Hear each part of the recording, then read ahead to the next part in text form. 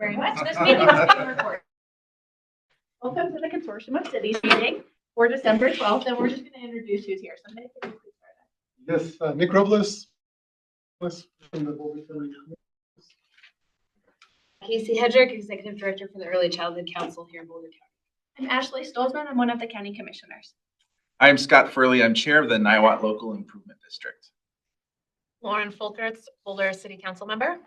Hi, I'm Megan Valier, she, her, I go by Megs, City Council Program Manager for the City of Boulder. So I was Tapia Vega in City Council for City of Lafayette. Ryan Wong, Mayor Pro Tem Lafayette. I'm Judy Kern. I'm City Council for Loso. I'm Sean McCoy, City Council for Longmont. We'll move online, and if we'll start with Mayor. Hi, Holly, Mayor of Lyons. And Nick, I actually can't see the whole list online. Do you mind calling on folks? Yes, Sama, do you want to go next? I'm from City Manager for Louisville. Paloma? Hey everyone, I'm Paloma. I'm on Broomfield City Council. Anyone else online? Yes, it online. Nice to meet you, Paloma. I have not had a chance to meet you yet. Good to see you. And so it's exciting to see everyone here tonight. Our topic today, I can pull back up my agenda, is we're going to be talking about early childhood in general. We are going to start with a presentation. We're lucky to get joined by Kaycee tonight so that we can hear from a presentation from the Early Childhood Council. She'll present for about 10 minutes. And do you want people to ask questions as we go, or just present and then questions at the end? Questions throughout. So we'll ask throughout. You're online and you click the raise hand feature, I'll see the little yellow border pop up, and I'll try to make sure we get to your question too. If you type it in the chat, I will not see it. So you'll have to verbally ask. And so we'll turn it over to Kaycee to kick us off. Wonderful. Well, thank you so much, Commissioner Stolzmann, and thanks. It's great to be in front of all of you. I'm an Erie resident, and I have just such an affinity for this area. Grew up in South Dakota, which is also wonderful, but really, really enjoying our time here. So appreciate all that you do in your service. I've gotten to serve in the nonprofit community for over 15 years, but recently, in the last 6 months, became the executive director for the Early Childhood Council. If you're not familiar with our work, we exist to support families. We exist to support children. Childcare providers in our community have the infrastructure and resources that they need to be successful, and also to do things like this to make sure that decision makers know what's happening in the early childhood field, what's maybe needed, and what you can consider to make really good and informed decisions about early childhood and about some of our youngest residents and future leaders. So tonight's presentation is really about data. We've been on a data dive and a data hunt to get the most up-to-date and recent information that we can. We'll point out some that we have. We'll also point out some that we don't have. But we want to start this conversation with the most up-to-date data that we've got for you, and happy to get your feedback on things that you might think could be helpful for your communities. And then lastly, I'll just offer that we want to be a resource to all of you too. If there are things that we could do to help your community, your cities, your towns, we are your early childhood council. So you let us know what we can do to best support you. If you don't mind, we'll scroll to the next one. I threw Nick a curveball because I had this on like Canva because I forgot how to use PowerPoint, and so now it's on a PDF. So anyways, hang with this, but Nick, thank you. As we talk about data tonight, there's a lot of different ways that you can slice and look at early childhood as it relates to trends that we're seeing. What we wanted to focus on this evening are 3 really critical trends that we think y'all should be aware of, and likely you already are. But these are the trends or the data that's coming up as maybe some of the more concerning items that we're facing here in Boulder County. The majority of the data that you'll see this evening is going to be Boulder County or Colorado centric, and we'll talk about those nuances as we go on. But as we think about what's happening in the state of our early childhood system, there's really 3 big concerns that we have. The first one is accessibility, the second one is affordability, and lastly, it's around our workforce. All of these challenges are interconnected. All of these have nuances that start at the federal government, go to state, trickle down, and trickle back up. But for the purposes, again, of this conversation, we're going to stick to these 3 areas. You can scroll down. So we'll start with childcare accessibility. The data that we have is really only about licensed childcare. There are other unlicensed or license exempt childcare providers, but as it relates to what we'll talk about tonight, we only have data on those licensed childcare providers and a little bit of data on that unlicensed space. But when we think about our current population in Boulder County that are infants, which are kids between the ages of 0 and 1.5, we only have 18% of licensed spots for those kids. So that's a massive gap in an infant, in a parent who might be seeking infant care. Similarly, if we think about kids between the ages or children between the ages of 1.5 to 3 years old, we only have licensed childcare spots for 42% of those kids right now.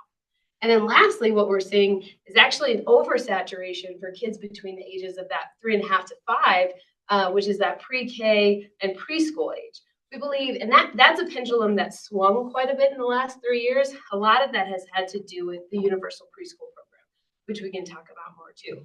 But what this illustrates is a very massive gap from our 0 to our 3-year-old children. Secondly, and you all are probably familiar with this, but our only child care subsidy in Boulder County is on a freeze, that we have run out of funds to subsidize child care for those that qualify for it, and it's been on a freeze since last March. There's 380 families on a wait list that cannot access this child care subsidy right now. There's also been some changes at the federal level and at the state level that mean that the rules of this subsidy has changed. So even if we weren't on a freeze, the rules are such that providers are going to get more money, which they need, but there's not more money in the pot, so not as many families will get it. So we're in a really, really difficult spot for probably some of our lowest income and most vulnerable populations as it relates to access to childcare.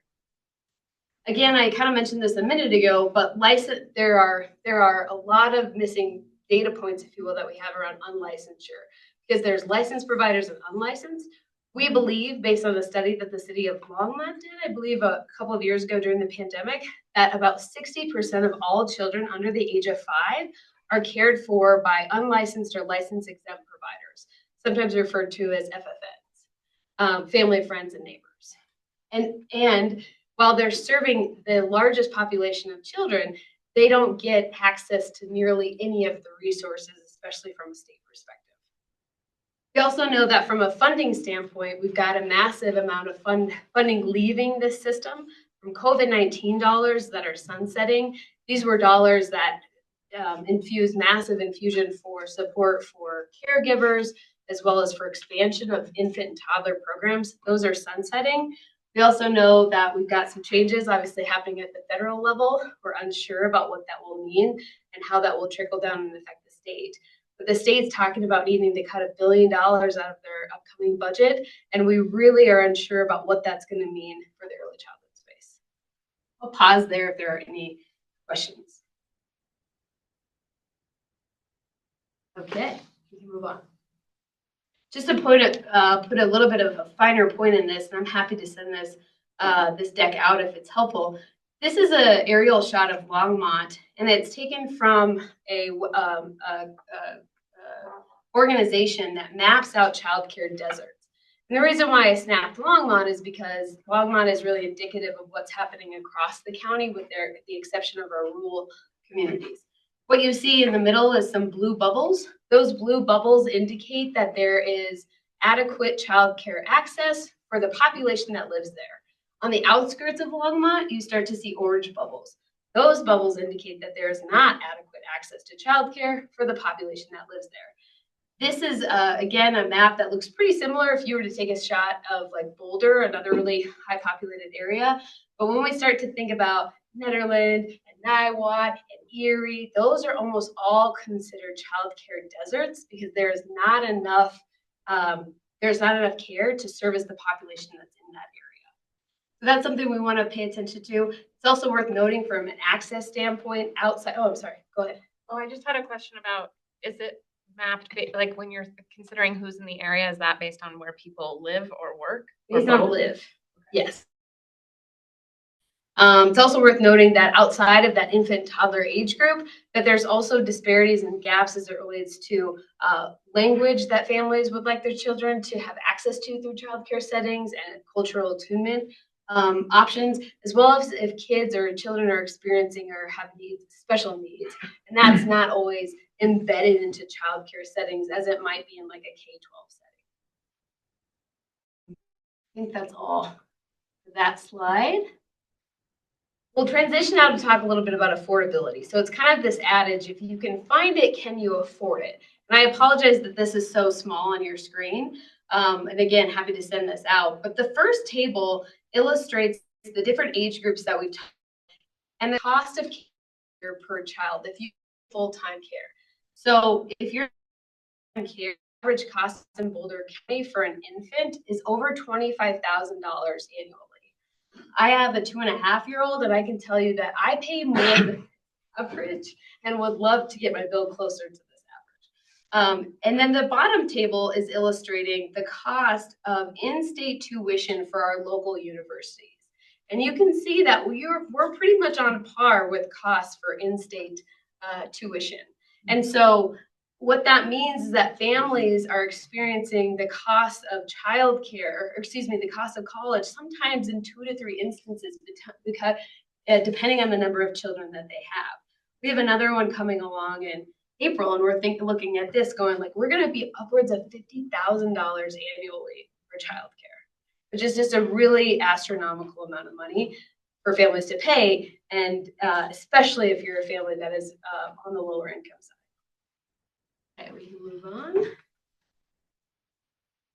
Furthering that just a little bit more, the Colorado Health Institute put together the map that you see. And again, I apologize, you can't see the detail on it. But what it does is it's trying to outline the average cost that households are paying or allocating to childcare per year. And what this is saying on that map is that on average in Boulder County, families are probably paying between 27 and 32% of their annual income on childcare. We broke that down a little bit further, specifically to Boulder County on the left-hand side, where again, because there's disparities depending on the age of kids and how much you're paying, we looked at infant, toddler, and preschool. And again, starting with the most expensive, if you're thinking about infant care, which we don't have a ton of options for, but if you can afford it, it could eat up to 34% of your annual household income. I know that this group and other groups have talked a ton about housing, and that sometimes the housing in Boulder County, you can pay over 50% of your annual household income. So if you imagine somebody that's paying over 50% of their household income on housing, and then they have a kid, we're looking at like just childcare and housing upwards of 75% of their household. It's very expensive. Any questions on affordability? I have a question. Yeah. Do you have data on people that are staying out of the workforce? Yeah. Because I mean, we're so strained as it is. And so if you're looking at paying $25,000 a year or a parent staying at home, you have data on? A little bit. We'll Okay. talk a little bit about that in a second. Okay. But yeah, I think that's exactly right, is that there's massive workforce implications to this. And actually, that might be a good segue. That might be up next. And then Mayor Rugland may have a I'm question sorry. on this slide. Yeah, thank you so much. Appreciate this presentation, so thank you. In terms of unlicensed childcare, do you have a sense of whether it's generally more affordable than licensed childcare facilities?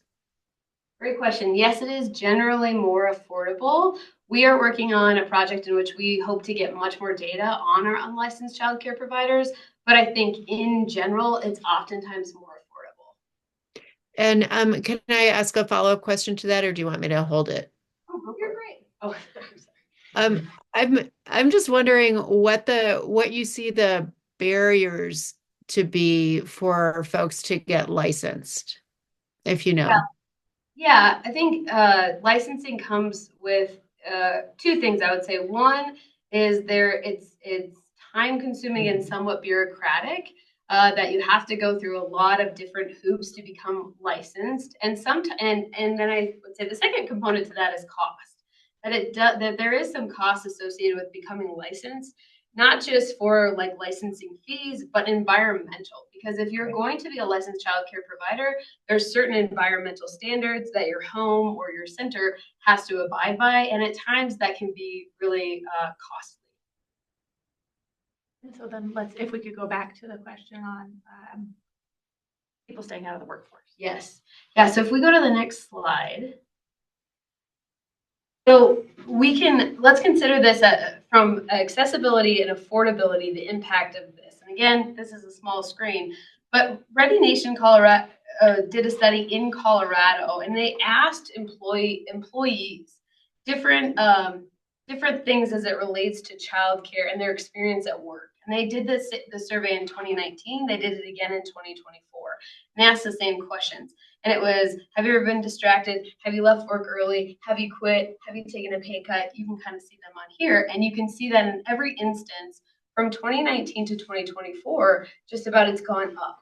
And so it's telling us that there's significant impact on employees. And I'll talk about employers in a second. On the right-hand side is the Early Childhood Council just did kind of an anecdotal study asking parents, like, what's childcare? And we just took a couple of quotes out of there, but parents are talking about things like wait lists. Like, I couldn't even get into the program and therefore had to take a demotion or had to take a work break just because I couldn't get my kid in. And we're working on to get more data on wait lists, but there's two quotes on here that just talk about they've left their profession. And sometimes they're leaving it temporarily, right? They might be leaving it for 1 to 2 years. But in other times, they're leaving it for much longer. If we go to the next slide. Is your hand up? I'm so sorry.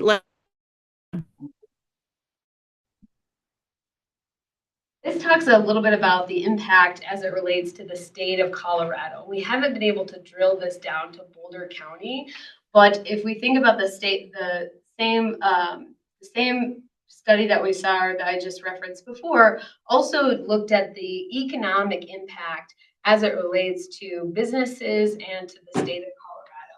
So the state of Colorado has projected in this study is projected to have lost revenue or earnings and productivity upwards of $2.7 billion.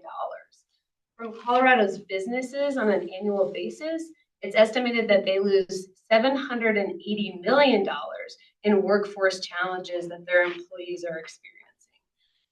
Yeah, I think the last bullet is a national study, but plays really well into Colorado and trends what Colorado has seen. But upwards of 1/3 of highly educated, typically women, are leaving the workforce each year, and citing that childcare is their primary reason for doing so.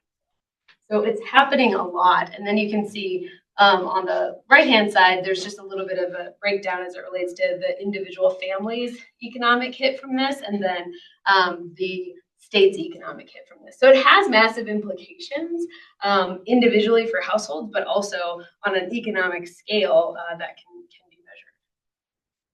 I'll go next to talking about the workforce challenge, which is the last challenge that I wanted to highlight for this group.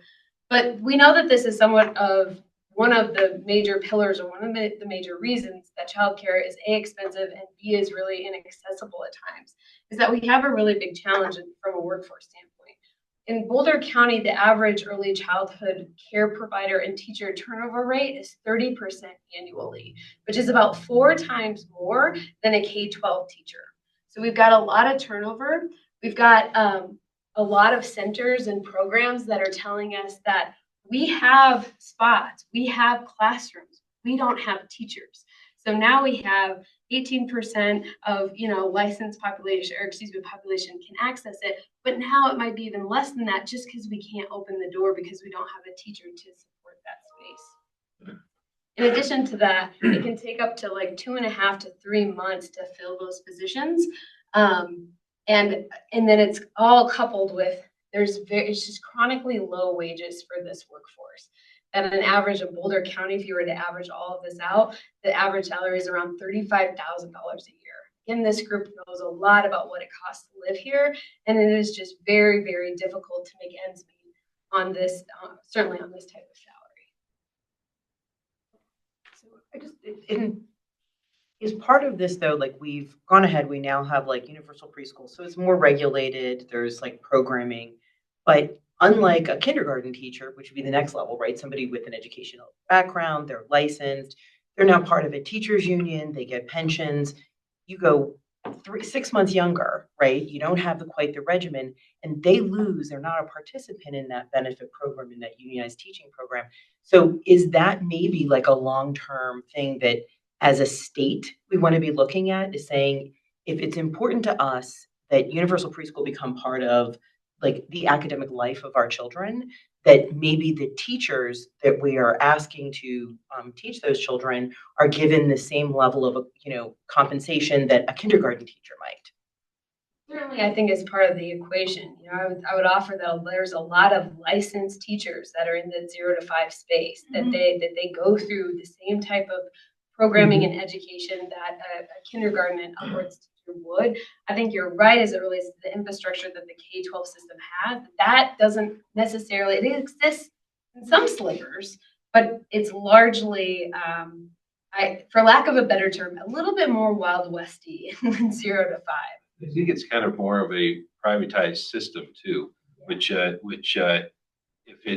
if we were to do what you're talking about, I think it would have to go under the umbrella of a school district, and that's where the thing. But even with that, the capacity is quite. There's not probably enough brick and mortar to house all the children, and now you're talking busing and the other things that would be requirements of a school district and everything like that. So there's elements there that get so much more expansive. That's why I think if it could have been done earlier, it probably would have. Yeah, I think that's spot on. It is a private market as it relates to under 5. And you do have a universal preschool, which has been rolled out now in Colorado. That's 10 hours a week. And again, I think the state is really grappling with, it's 15 hours a week, but in statute it's 10 hours a week. And I think the state, even the JVC, and listening to the conversations on Monday, is really grappling with, can we keep it like this? Like, what are we going to do? Because it's so expensive. So I think it would be a very expensive undertaking to do that. Might be the best solution, but nonetheless, it would be a big shift. And I may have missed it in this presentation, and I apologize if I did, but did you break down like the childcare centers by independents, ones or twos versus a chain, right? Like a children's garden, not children's garden, now they're kinder care. But I mean, do we have that kind of data to understand how much are big corporations versus the mom and pop shops? Yeah, I can get that. It is not in this presentation, but we could slice that way. We could look at costs for, we could try to get some average costs for unlicensed. We could try to get average costs for in-home. We could try to get average costs for a nonprofit type center and average costs for maybe a for-profit type center. So happy to dig into that and get that. The only reason I asked that question is because I know when we were discussing, at least in Lafayette, the minimum wage conversation, we had 2 childcare providers that were independent. That was their only location. And when you look at their costs, and it was just interesting to see. So I'm just curious to see what a national chain would look like, for example. Yeah, and there's an interesting conversation that's happening in Colorado right now, and I won't go too far down this rabbit hole, but there's some private equity that's moving into Colorado in the childcare space, much like you've seen private equity in senior living. And that has implications, right? It disrupts the market in a couple of different ways, and it certainly disrupts workforce because it can often pay more, but then their average time here is 5 to 7 years before they're out. And so there's some challenges around that too. Quick comment. So in Niwot, I don't know how many schools in the St. Vrain Valley School District has what Niwot Elementary has, where they have preschool there and then they have wraparound. Yeah. And so do you have a percentage of how? A lot of St. Vrain schools do, and Boulder does as well. Okay. That I think it's interesting, Boulder and St. Vrain have done a lot before UPK to support the preschool ages. And I think that's why you're seeing this oversaturation for 4 and 5-year-olds, whereas your 0 to 3, we have such an undersaturation. One thing this is just a personal comment. One thing I have struggled with is, there's been a lot of pressure. We need to recruit teachers. And I find it completely unacceptable to recruit someone to this profession. Like, I think this is a terrible thing to tell someone to do. Like, you're going to be making less than someone would make at McDonald's. Like, and it's just, I think it's a terrible thing to tell a young person to go into this profession. So I think we have to address the low wages. Like, it just seems like that is so unjust to tell someone, like, you get free community college to get this certification, like, set yourself aside for years paying for, all of this schooling, even though the school is free, you still have to pay your rent and things like that, and then go into a job where you're not making anything close. You're making like half of what you need to live in Boulder County. So I just think that's problematic. That's part of the problem. Definitely problematic to make that kind, and I think speaks to why we're having the massive amounts of turnover that we are. I'm going to go really fast over this next slide. It's hard to see, but this is just another graph that illustrates turnover in different positions. And so if you were able to see it, which again, apologize that you can't, you would just see the different teachers on here and how quickly they can turn over. But ultimately what we're saying is in 3 years, the majority of these positions are turning over, which what we're not talking about today, and we should be, is the quality of care that a young person gets, because this is paramount to why do we have early childhood services to begin with.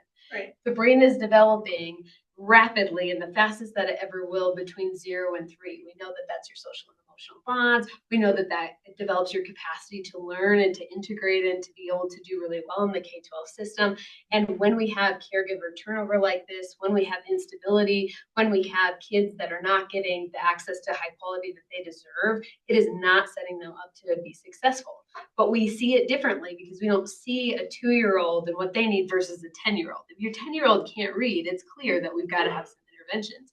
But your 2-year-old isn't going to be able to say to you, like, I don't feel connected here or safe, so that's a big difference. I also kind of think about like Tabor, how that interacts with the whole thing, because, I'm thinking, as much as some people, it might be a huge deal to get $100 or $200 back.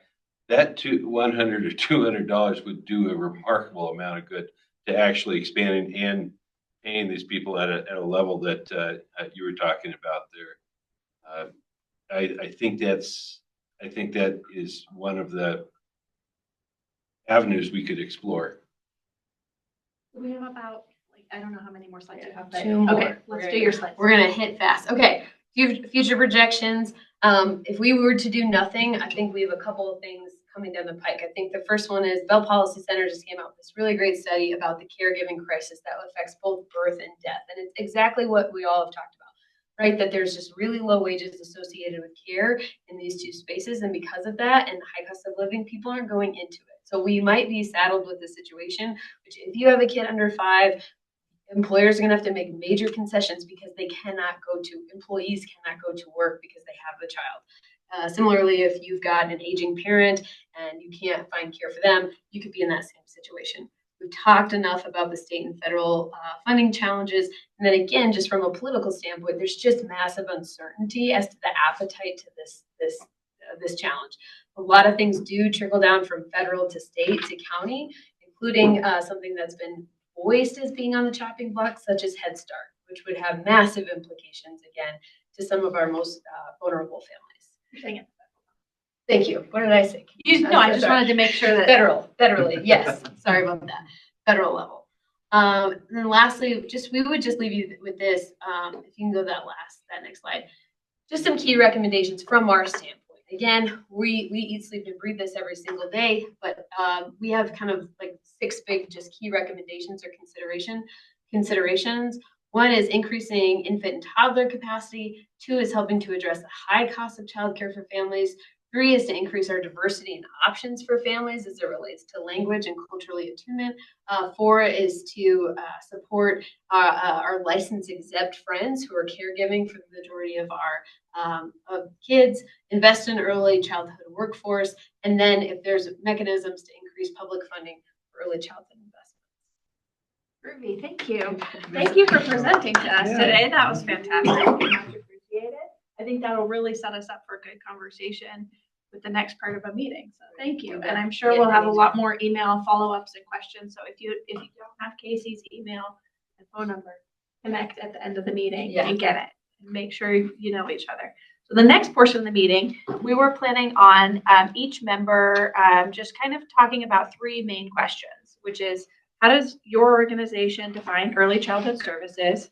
What work are you doing to address early childhood services in your jurisdiction? And what metrics are you using to measure your progress? And so if someone wants to go first, they can. I see Sean. But I think just because of the very fact that a lot of what you pointed out has a great tie-in, and I think there you were showing that map. Well, I was going to show the dashboard that is associated with that map. So, Nick, do you have that? Yes. And I'm going to try to keep everyone to approximately 7 minutes. We'll be short. And apologies to those on the online who can't, the camera's not shifting to your side of the room, so apologies. Oh.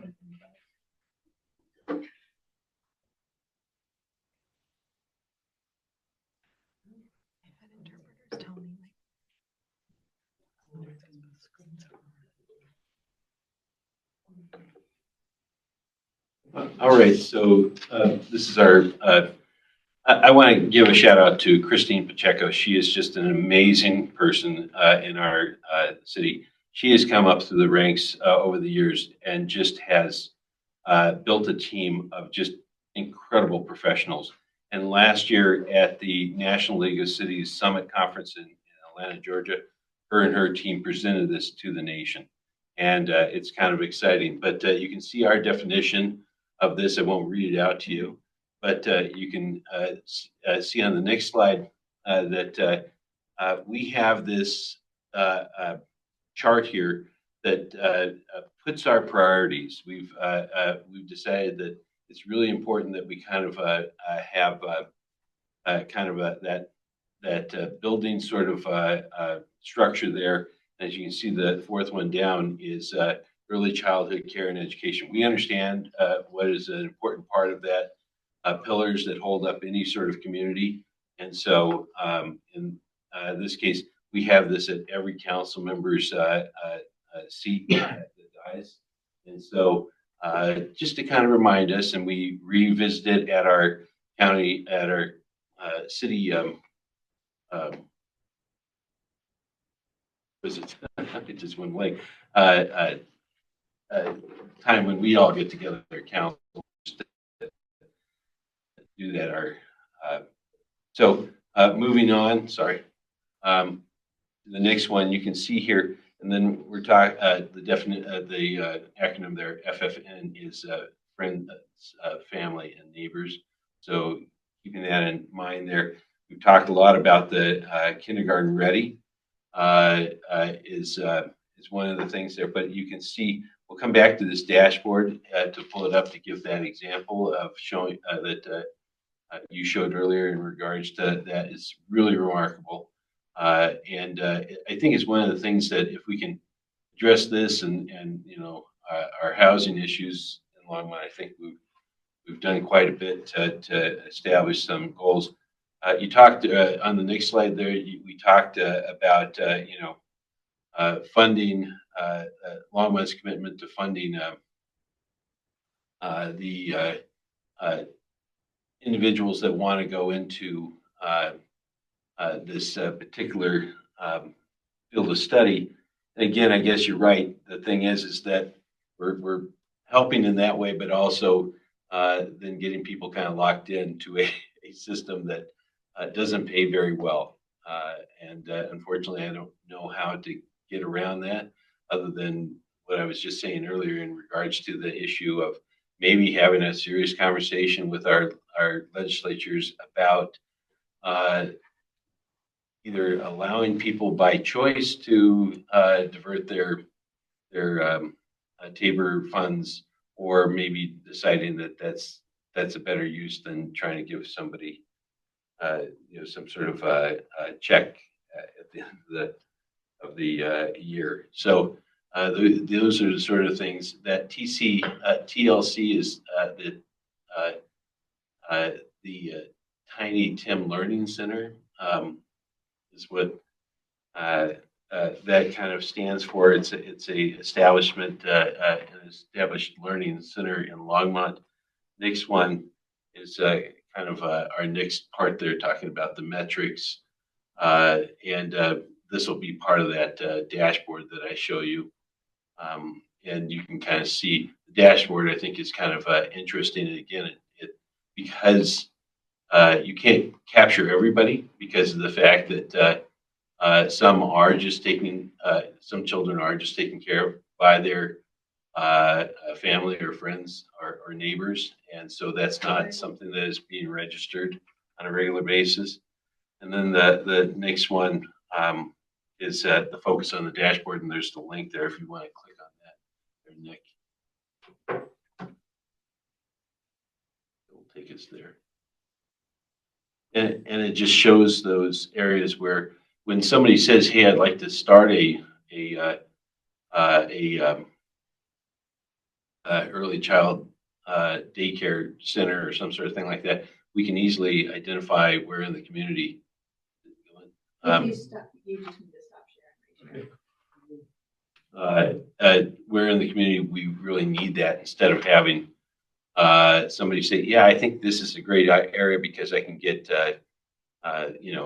something along a strip mall or some sort of thing like that. And I think you can, if you pull that up, you can see some of the aspects of it, the demographics. But this dashboard is really pretty cool. As you go through it, it does show some of the graphics that we were seeing before.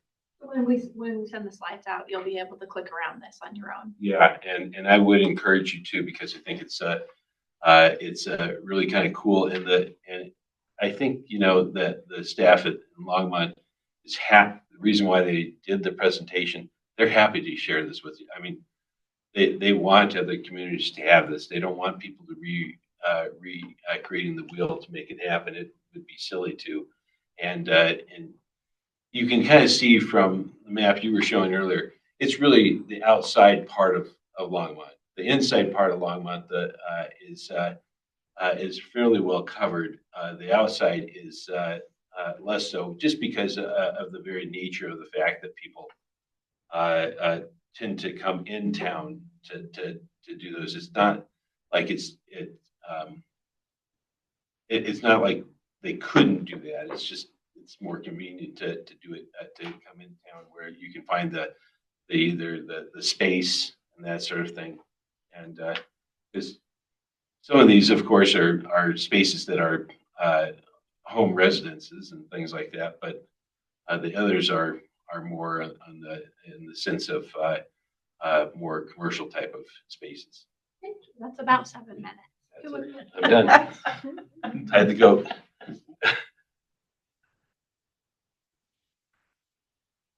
We can go next. Woo! Yay. Excellent. City of Boulder. Nick, do you have those slides? Yes. I also sent them as a PDF because I could not, they wouldn't attach. They were like, oh, this is too much data. Too big, yeah. All right. So it's like 9 slides, but that's fine. Thanks for running the slides for us tonight. Yes. Thank you so much.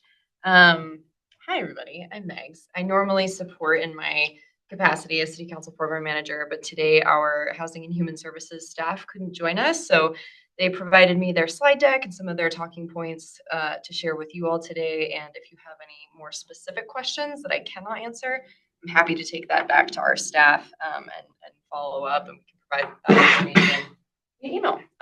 Go to the next slide. So we'll talk about the definition of early childhood services according to Boulder's long-term program outcomes, which are reduced poverty rate among adults and children, increased food and housing security, improved health outcomes and reduced health disparities, and then increased household self-sufficiency. And the city does provide staff time, funding, program administration, and leadership and support for collaborative partnerships through our HHS department within the city and the county. To conduct activities, programs, and investments that support early childhood services. Next slide. So Boulder's early childhood programs and investments kind of be broken into three-ish categories that we'll step through. The first one being our Family Resource Schools program, and then financial assistance that's provided through that, and other programs like eviction prevention programs and others that support families with young children. We also have a child care subsidy program and investments in a wide range of programs for childcare and sheltering, housing security, food security, all kinds of basic social safety net type services. So next slide. Our Family Resource Schools program, it's embedded in 5 BBSD elementary schools listed on the screen: Columbine, Creekside, Crestview, University Hill, and Whittier.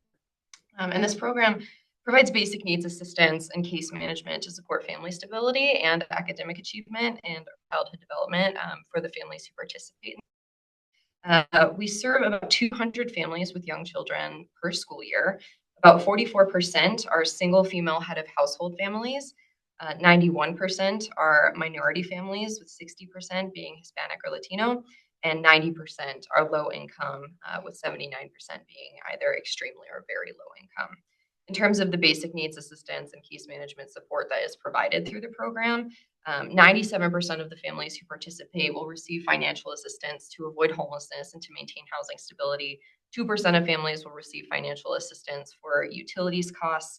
2% receive financial assistance for health and wellness, transportation, food security, clothing, and other basic needs. And then approximately 650 unduplicated children participate in after-school programming, with 71% of those children receiving either a full scholarship or a partial subsidy for those after-school services.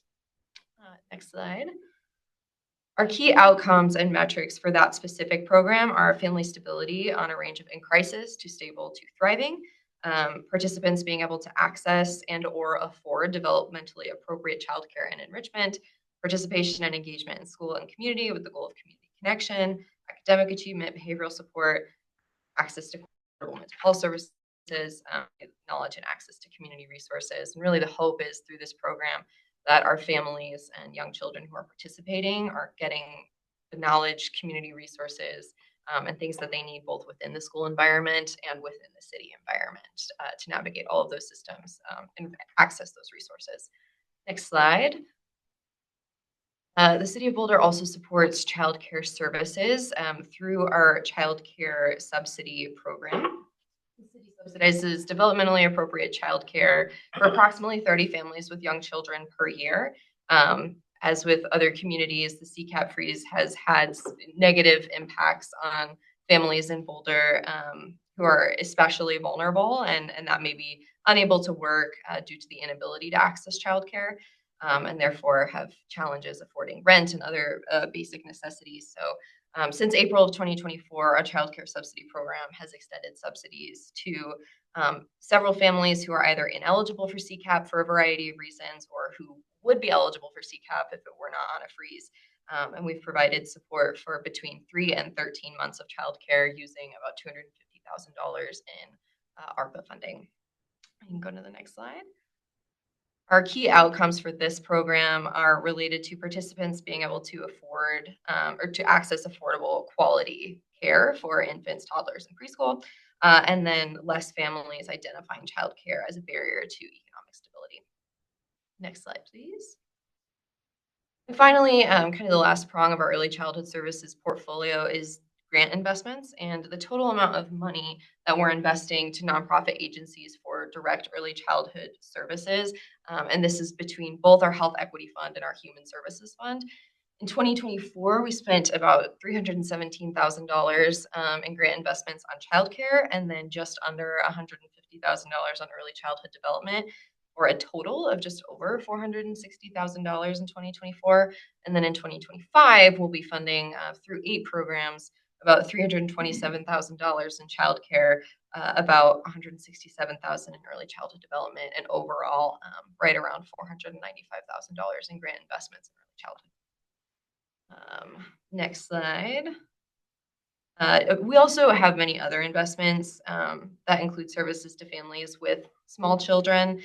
These are related to food security, nutrition, financial self-sufficiency, healthcare, wellness, kind of all of these basic wraparound services that are available to families with young children that are also available to other folks in the community and do serve early childhood as well. And then our key outcomes and metrics for this specific portion of the program often have to do with what our grantees are reporting on as part of their success metrics in receiving these grants. So some of the examples that we have are related to school readiness, skills growth according to standardized assessments related to social and emotional growth, physical milestones, language, cognitive literacy, those types of milestones. And then also specifically looking at parents and guardians and the progress that they report on the goals that they're setting with their early childhood providers and with the folks that they're working with to improve their own parenting skills and understand their own access to resources and information. So that is what I've got. I could potentially answer questions and maybe not as well. Before we go to our break, I think we have time for one more area if they want to present. Mine will be quick. It will not be 7 minutes, and it's much more small town, no PowerPoint presentation. So Louisville, being considerably smaller than Longmont and Boulder, has slightly different capacity needs, right? But we do offer 2 main locations where our residents, outside of like private preschool facilities, which there are a fair number of in Louisville, as well as a lot of private ones, in-home stuff, like there's preschool programs through the church system, like through different churches in Louisville that people partake in. And a lot of those actually do help with some lower income families. It's just not part of that, like, heavily recorded process. So do not have big number stats, I apologize. But the Rec Center is pretty great and participates in the universal preschool program. And one of the things that we're able to do through that is offer that at no cost to 4-year-olds. And so Louisville residents who have 4-year-olds enrolled in that program, it's actually free for them. So that can make a big difference, even when people have to supplement with additional care, whether that's at our rec center where they can keep their children in programs and they can be in as young as 6 months of age. Our library also does a tremendous amount of community outreach to make sure that people understand. We offer programs for literacy from birth to 5 years at the library programs, but it's not meant to like combine it with daycare, right? So it's not you leave your child for these programs necessarily and go to work for the day. It's more fostering that education, literacy, helping moms. Maybe they want to be part of a group and have their children interact and learn with other children, not just at home. So it's supplementing and facilitating and creating a lot of that mental and social well-being versus like supplying a means for them to go to a job, right? For the parents to go to a job. So that's, in a nutshell, that is what Louisville provides. The way that we track it is it's pretty old school, pretty small town, pretty simple. The rec center tracks who's attending, how much attendance, who needs assistance, whether they're Louisville residents or otherwise. There are some people who use our services that work in Louisville. You brought that up, like the location of whether it's near. We also have quite a few private centers located in the middle of our like tech center, which is all office and workspace. So that's also something that's interesting for tracking purposes. It may not be Louisville residents that need to consume this good, but people who work in Louisville. So we recognize that, especially as our businesses expand. We have time for one more before break. We can go. We're a small town. Very similar to what you just heard. We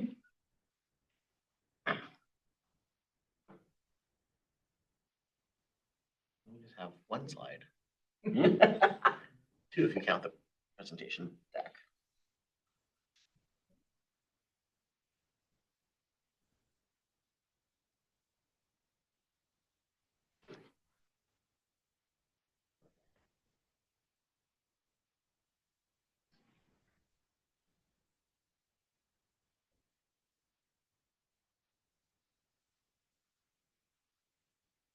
Perfect. And then if you just go to the next slide, that's really the meat of it.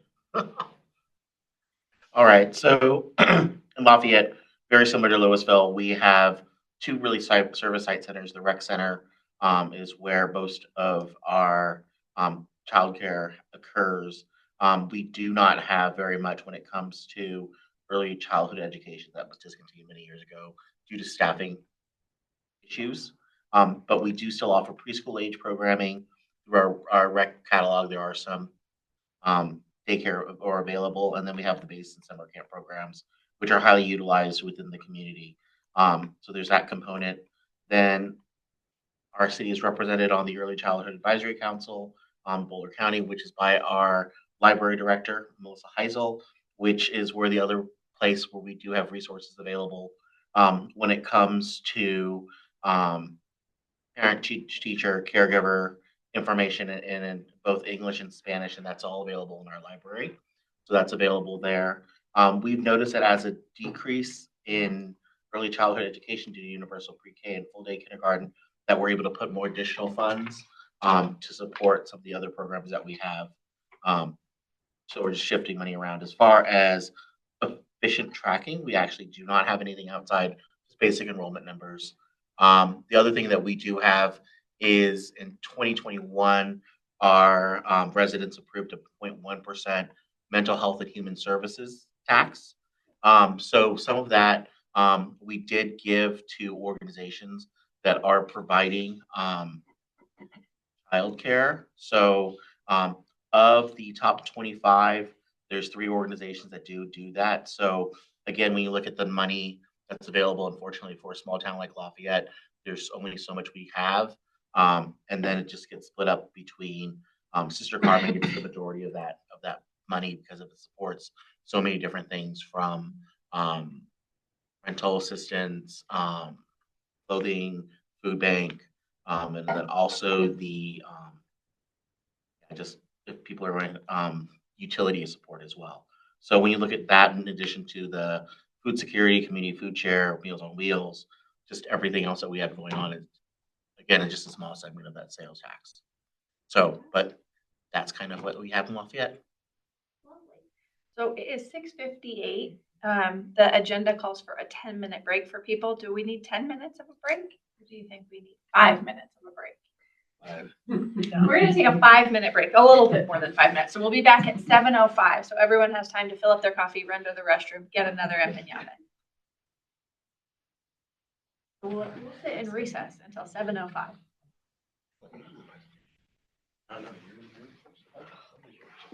Listen on your FRS program. Yeah. So with Boulder Valley Like an hour. opening to people that work.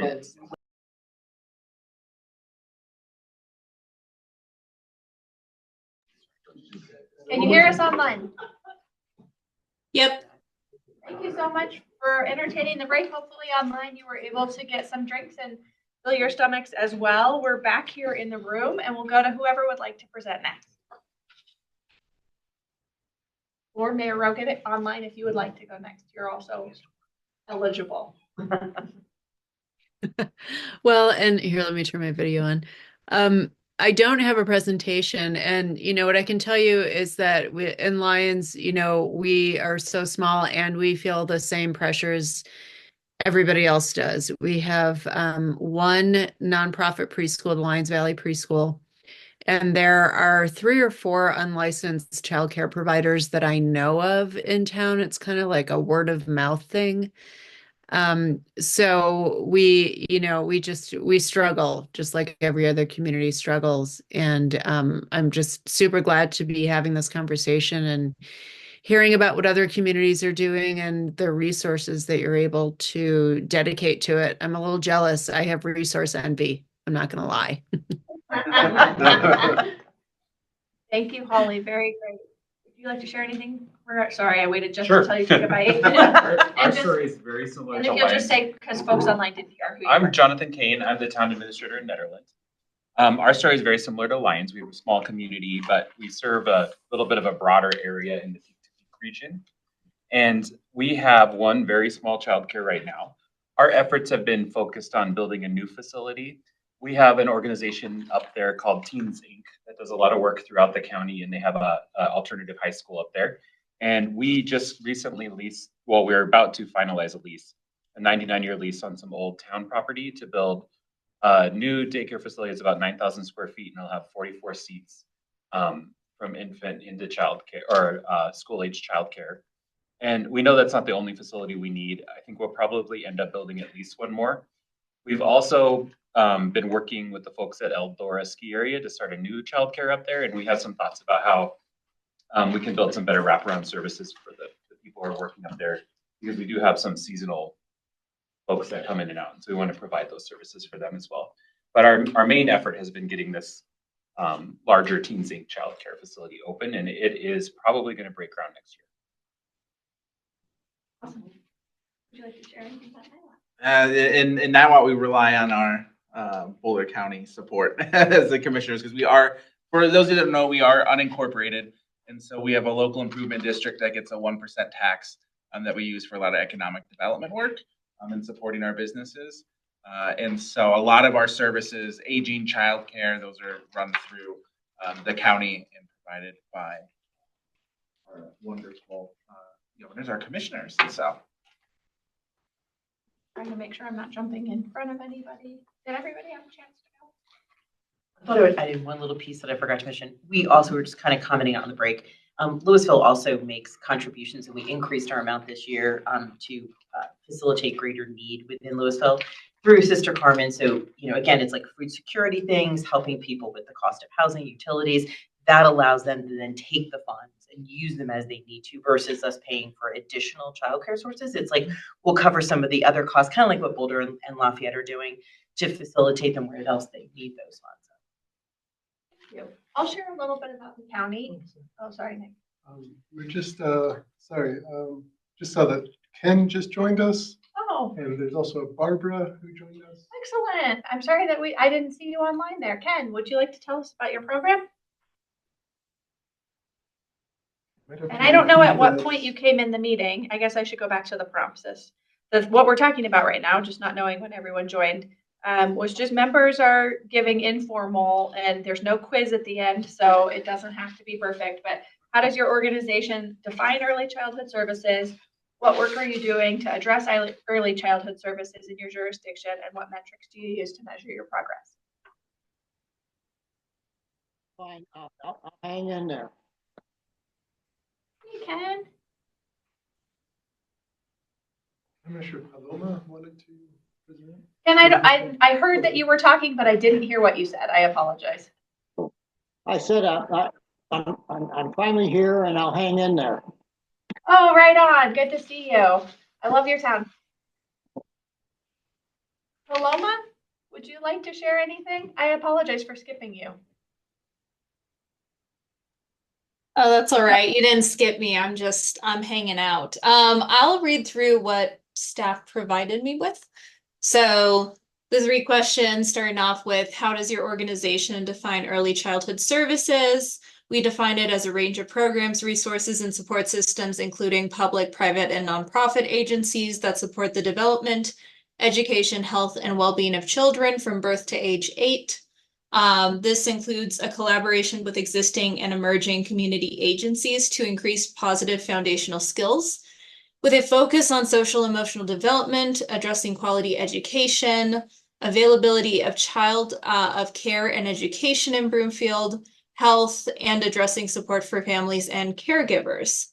The work we're doing in our jurisdiction that involves collaborating with existing agencies that address the needs of early childhood, their families and caregivers and educators.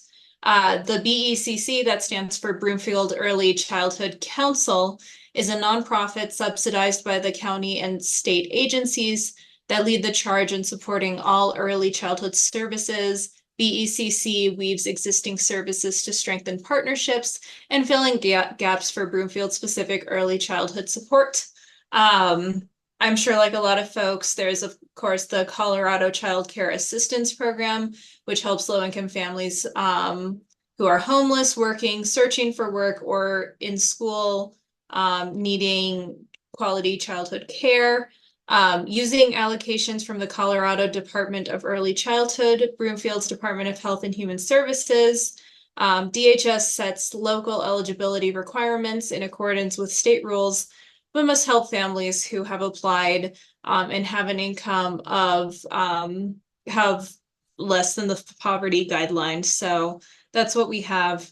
The metrics we use, finally, we check on the availability of childcare, unduplicated households using CCCAP. Maybe there's a pithy abbreviation you all have, but I look at that and I'm like, man, there's too many C's. Number of what is it? Just say CCAP.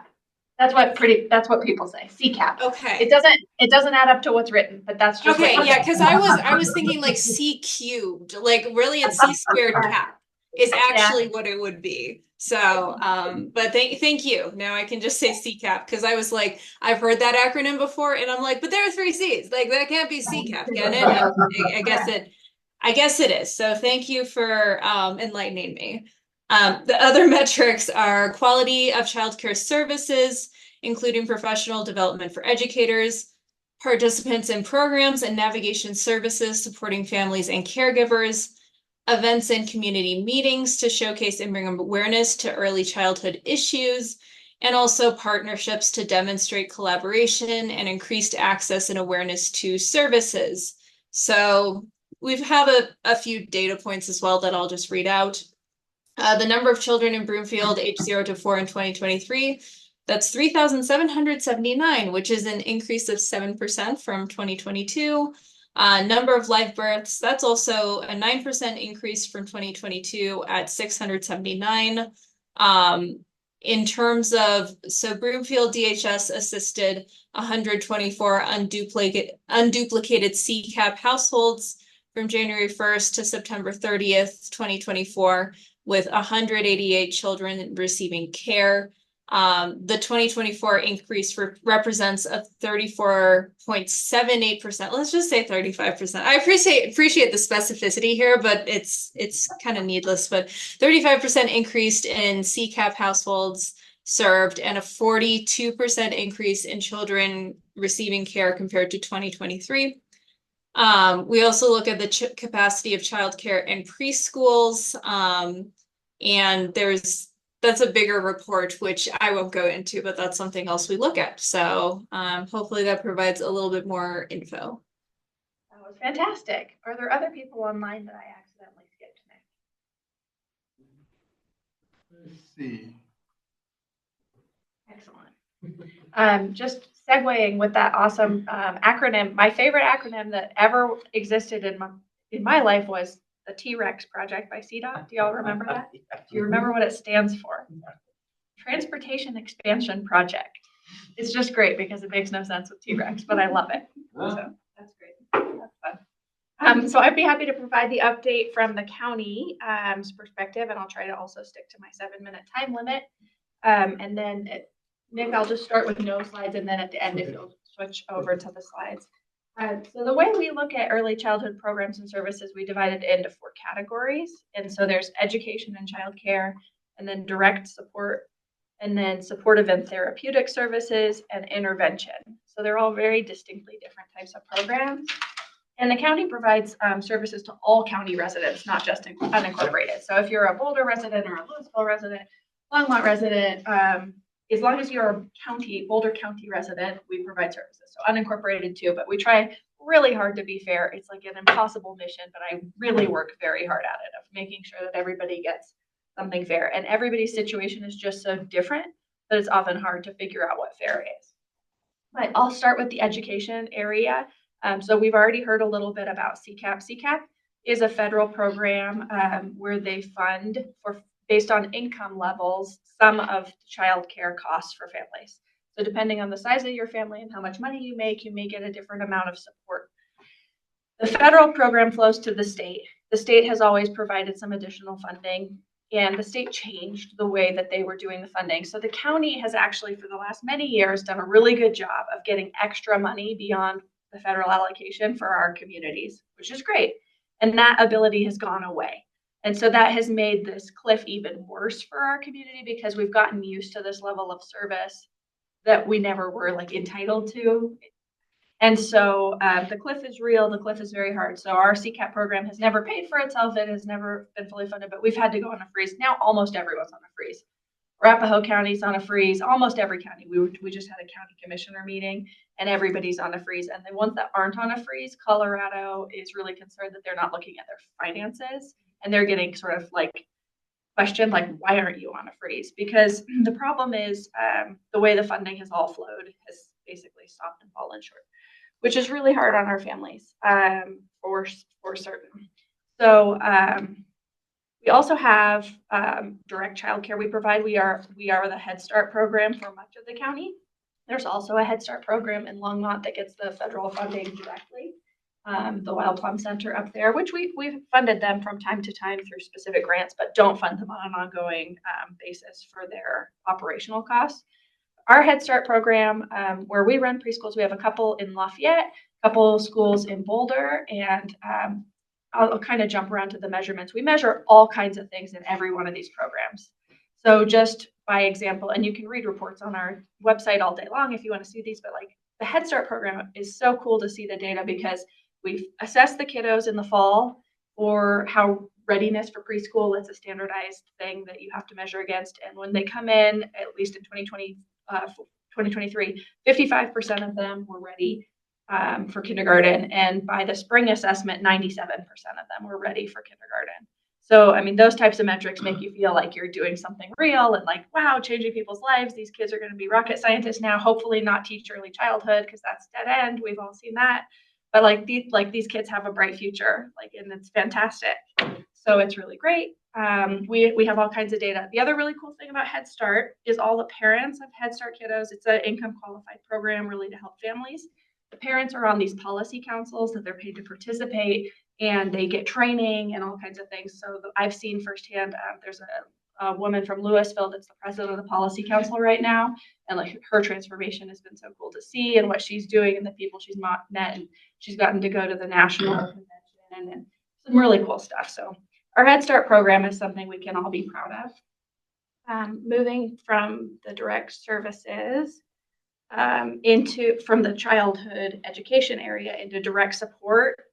So we don't measure this exactly directly for kiddos, but it's so important that families get direct support, and it is for kids too. So this is things like Nurturing Futures, which is a direct cash assistance for families that we're not tracking what they spend it on. But of course, if you're a family and you income qualify and you're getting cash, that's likely helping your kids. So we included that as a program for early childhood. The Colorado Works program is the TANF program, which I think everybody knows about TANF, but it's a really important federal program that's underfunded and hasn't been increased since the 90s. And it's critical for funding families that are very low income. And so we think that helps with early childhood. We, of course, run the SNAP program and the Medicaid program, also critical for kids. Healthcare, food, important. The next category is about supportive and therapeutic services. So there are different types of mental health services or services for children with special needs that we provide the funding to public health, and then they provide the funding to a variety of agencies or directly provide the services. So these are programs like Child First, Children with Special Needs, Nurse Family Partnership, Genesis, Parents as Teachers, Family Connects. And these are really for very specific populations within Boulder County that need extra support for supportive and therapeutic services. And then the last category is intervention. And so this is like our Family and Children's Services branch, where there are interventions into families when there are really big problems or different types of issues. And this area I just didn't realize how, in every single one of these, you could actually say this, but how chronically underfunded it is. We have, in our intervention area, we have children, Boulder County children, that there's nowhere for them to go. The hospital won't take them. They can't be with their family for one reason or another. It's a very complicated reason that if I got into it, you all would be like, oh yeah.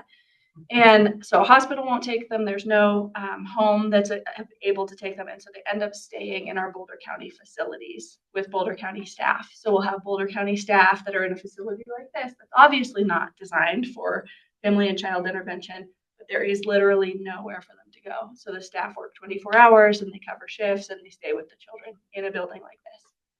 So that's one area.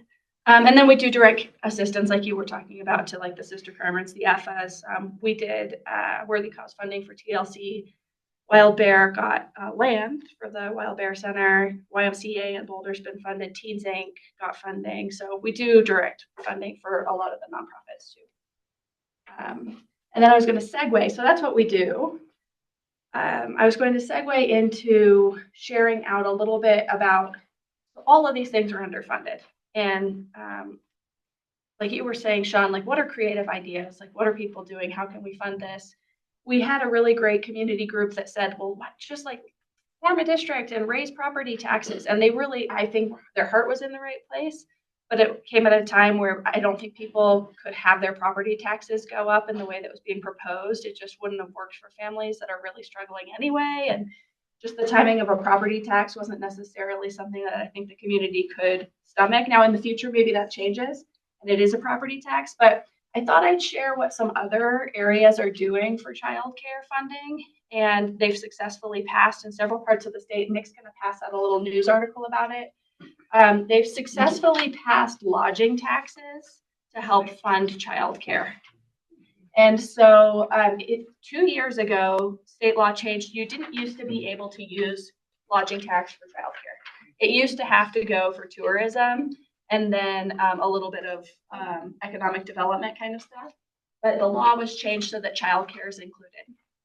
Now, of course, as cities, as any of you home rule cities that are with the group, you all can do a lot of things for passing taxes for childcare. The county actually has a lot more limitations on what we can pass taxes for. So I won't bring up what you all can do because I know you all know you can do a lot of things. These are just things we could do more like community-wide or differently. But this lodging tax idea has gotten traction in resort towns pretty well. And then in some areas that aren't resort towns, and you'll see that in the article, but you can either do a lodging tax, and counties are limited. If we were to try to do something collectively county-wide, counties are limited and we are only able to do 2% max lodging tax. But, I mean, that could go a long way if everybody wanted to do this. And we did it countywide toward doing something for early childhood. But a local marketing district doesn't have a cap. And that's how some of these that you'll read about in the article when you go home.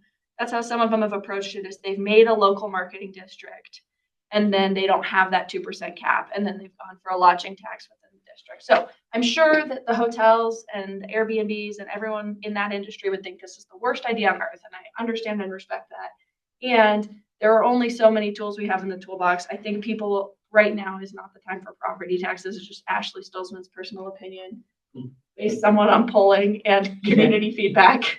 And I just think that would be really hard. And the sales tax side, sales tax in Boulder is very close to 10%. It's quite high, and that eats into affordability for people, and it's regressive and it's not great. So I just wanted to share this as just for informational purposes tonight, that like maybe there's a different type of tax. Maybe we could think about something different. If we do need to raise revenue to try to fund some of this, what's available. So I just wanted to share that out. Was I supposed to share a second slide, Nick? No, that's for later. Yeah. Excellent. Okay, I believe that's my update. I think we got through everybody on their update. Does anybody have any other discussion on the updates? We did something like this in Clear Creek County right before I left, and it was working, and it was going to go, the extra lodging tax was going to go to childcare and affordable housing. Yeah. And we had a tourism district, which is basically a marketing district, which is how it worked. But is it true that can commissioners set the percentage of lodging tax if it is created, if you have a say in that, like annually, or is that something that has to be done in the actual? For a marketing district? Yeah. So if we create any type of special district, we would do a service plan, and then the details get worked out in the service plan. So it depends how we agreed upon it in the service plan. Okay. And if a city were to do, because the county could do a marketing district, but a city could do one within itself too. And so then it would be the city that was doing the service plan if it was fully within one jurisdiction. Okay, thank you. I had a question on that, on your slide before. Did you find anything, because we heard that the workforce issue. So even if we had funding to bring the cost down and to have more, there's still the workforce issue. I believe if we paid people, they would do the job. Okay. Like this is just my personal opinion. I'm not a scientist. I've not studied this. This is not my field of expertise, but I cannot imagine trying to recruit someone. We pay janitors much more than that. Yeah. Twice that. I would also say too, I mean, I think that some of these jobs, like you've got people who are entering actually into the educational system, and a lot of schools, they don't have a huge teacher need for somebody who has no experience, right? So they do some of this early childhood education to get job experience, to like move on and to do other things. And I think that's part of where we see a turnover. But I also think that some of the restrictions on the qualifications, like the high standard, it's lovely, right? But then you can't also say, gee, I can't imagine why we're having a hard time getting people willing to do this. Reduce some of the standards, maybe some of the things that make it expensive or difficult for people to do. We have a lot of seniors that are incredibly active people. And I'll like broadly stretch seniors even to like 55 and over, right? People who have said, you know what, like I've done my corporate thing, I've raised kids, I like to enter the workforce and I want to do this kind of care. And we need to make it easier for them to do that. And then you might see a little bit less turnover as well in this. I think instead of just saying it has to be like a full-time career job, like maybe a fifth grade teacher would be, we should look at this and get creative in how do we encourage people, like to your point, like maybe we don't want to encourage them to go to college to teach preschool because it is low income, it's going to be low pay. There's a whole different group of people. Maybe they watch their grandkids and they'd actually like to say, you know what, I can watch 8 people's grandkids and do this for a living and supplement, you know, other things. And I think we're seeing an aging population in Colorado and more people leaving the workforce because they're at age who would love to do something like this. And I think being more open-minded to providing for that could help and require less money from taxpayers coming out of it. Because I agree with you. I don't think that residents are going to want to have their property taxes increase when they're having a hard enough time finding a way to pay their bills. And I wasn't suggesting like we're definitely going to do a lodging tax or Yeah. anything. I just wanted to put it out there so people would know there's these other ideas. And in other parts of the state, this is how they're trying to address it. Because this, as Kaycee has pointed out, this problem is very real. And for families with kids, if you have multiple kids, like this is unbelievable. And why isn't someone doing about anything? So just to kind of kickstart what would we do? And because, you know, I hate to just tell people like we're not doing a property tax. It's like, okay, well, what are we doing? What could we do? And I love your creativity of like, what are the ways to bring the cost down? I've heard some of the providers talk about instead of lowering the standards for like the professionals to remove some of the other different types of barriers. So like in Colorado, we have some rules that require like 6 sinks. And I may be exaggerating, but maybe just by 1 sink. And like there are some rules that in other states where they've made it where it's they call them like common sense standards or something where it's like as good as a household would be. Because at your house you don't have 6 sinks. You don't like a paintbrush sink and a hand wash sink and a food sink and a so I've heard some proposals that the providers have put out there about maybe rolling back some of those capital requirements for the physical space that would lower the capital burden, lower their investment so that their loan is lower, and then maybe maintaining the standard for the professional. How to find a place Yeah. that has that facility in the first place without you having to retrofit it. That problem's added $1 million to the cost of our facility. Just what you just said. The sinks, sinks. basically, because we can't the spacing and all that too. Yeah, the sinks, the spacing, and the little toilets adds a ton of money. Often Toilets. it's really easy in Boulder County to hit your tap limit. So then you're like upgrading your tap in order to have the sinks. Yeah, and that it's was just huge for us.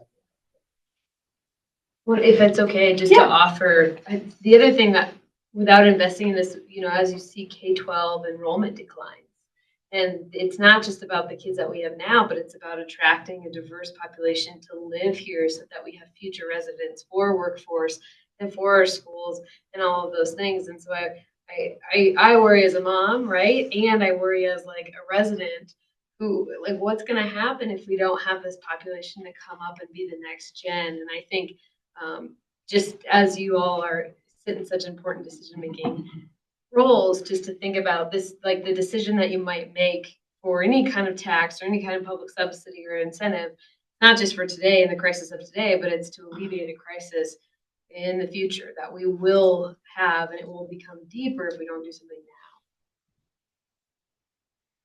now. Okay, I don't think we solved the problem tonight, but I do think we got good share out for sure. And maybe some ideas rolling of like, well, how could we come together? The other thing I've heard that I didn't hear tonight in this room, but the last time when the community group came forward with the proposal, it was really looking like county-wide, sort of basically. And I've heard like there may actually be differences, like maybe Longmont has unique differences in Boulder and Southeast County. Like maybe it's 3 solutions, maybe it's a mountain solution. So I just maybe encourage continuing to talk to each other about well, what kind of funding would be tolerable? Like, what's the private sector, you know, how can the businesses contribute? This is a business problem too. Like, who would be willing to do what, and how can we solve this together? So I think there are more conversations to be had with one another. Is it worth it too to look at like what something like CU does, right? We're even looking at some new development for CU housing coming into Louisville, and they're already talking about building a daycare center that's going to be right next to that housing facility because they're expecting families who work at the university. So that's something that's interesting, right? You have a known employer who's providing housing and saying there's an obvious need for daycare or for childcare outside of the public school system. Maybe we can model something up, like you said. Like, I mean, talk to the businesses, see how they're doing it. How do they make it affordable? We've got a lot of big biotech companies that are coming, you know, into Boulder County and growing in Boulder County. I'm sure that they would be easily able to afford to put facilities in when they're building these big facilities for their workforce, make it like a subsidy to that's for their child force, if you will.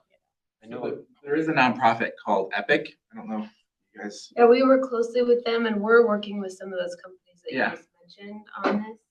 I think what we've cautioned folks on is oftentimes when I mentioned that kind of for-profit coming in, that's typically what happens. Your operator becomes, at times, can become, now I'm blanking on the word, but what did I say earlier? The capital, I'm sorry. But private equity. Thank you so Private much. Yeah, equity. private equity. But oftentimes, those are the folks that can scale really quickly.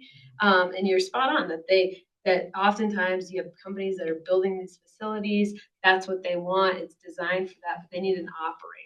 And sometimes when those operators come into our market, two things happen. One is they are taking talent, and then they are raising market rates. They're not providing subsidies. CCAP, for example, is an optional subsidy to provide.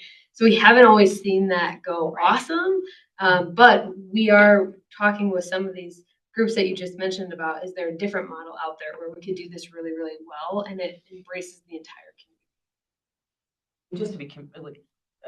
Just to like throw out ideas, right? I mean, Louisville's going to have a different need, like you said, than Longmont. But like one of the things that we realized we did have a need for, as little as we are, is to still make sure that we provide, you know, English as a second language in the preschool program, at least the one that like the city of Louisville is sponsoring and helping with, and also like, you know, American Sign Language and things like that. And that becomes expensive, right? If we didn't have the broader resources of like our entire rec center staff, for example, I don't know that Louisville could really incorporate that with a small preschool program or a small daycare program. But it is a way to open spots, I think, if like employers can provide some services where you have full-time working parents, that can potentially free up spots for like maybe lower income earners that are living in our community but having to work outside of it. And I think, you know, I understand the idea of that's not like maybe the best long term, or they make something more expensive, but maybe that's also not necessarily open to the public. It is only open to employees. Like some of the CU things aren't available to people who aren't employees of CU Boulder. So.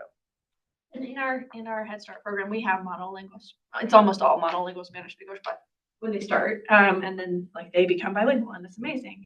But from Louisville, we have monolingual Spanish speakers in our Head Start program. Yeah, so it's really cool. It is really cool, actually. So when you guys came to Longmont for the Longmont Housing Authority, you know, presentation that we talked about earlier this fall, Molly O'Donnell probably told you a little bit about how many of our housing facilities that we're building and some that we have already established have early childhood and daycare centers in them. So that's one thing that as you start to grow and have to provide that extra support in your community, that you can keep, you know, add in as a component of all those facilities, because it's really, if you can have it on site, it really pays off in the end.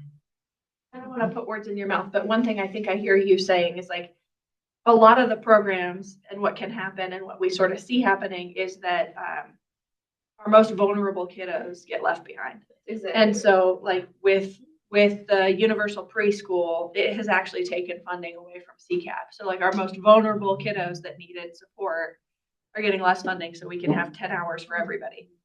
And providers are shifting over to do 10 hours for everybody. It's great. Like a universal program is great, but we can't do it at the expense of our most vulnerable community members. And that's with the private equity coming in. It's like, if it just supplants programming that we have that's really serving a huge need, and it goes to people that maybe otherwise have means of getting it, it creates some more problems. So we'll be watching for that. I just wish my colleague, who's a young mother, just had a baby in the last probably 2 years, was here, because she talks about this all the time. And if I had known that this was the flavor of the conversation, she'd have been like, "Oh yeah, I think we're recording it." yeah." She can watch it. She can watch it on 2 times speed. It's going to be fantastic. There you go. I think you're right. There's just massive disparities in this system right now, and it continues to perpetuate harm to our most vulnerable. And I think sometimes we look at this juggernaut of a situation and we just zero in on one thing.